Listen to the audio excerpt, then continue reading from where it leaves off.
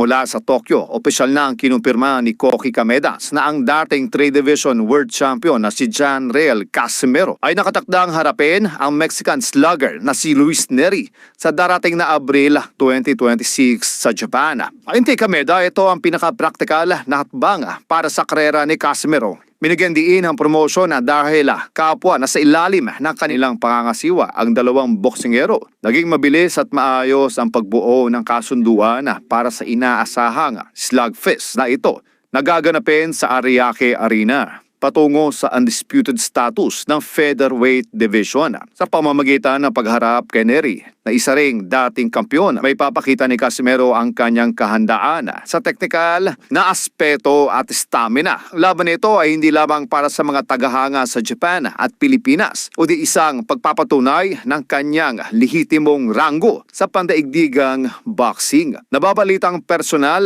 na susubaybayan ni Turki Al-Sheikh ang naturang match-up. Ang interes mula Saudi Arabia ay nagpapahiwatig ng malaking potensyal para sa mga susunod na mega fights sa Riyadh season kung magiging impresibo ang panalo ni Casimero.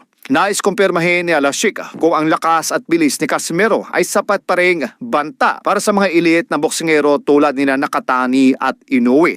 Ang kinalabasan ng bakbaka ang Casimero versus Abril ang magsisilbing huling acid test ng ating kababayan na kung saan ito ang magdidikta sa hinaharap ng boxing.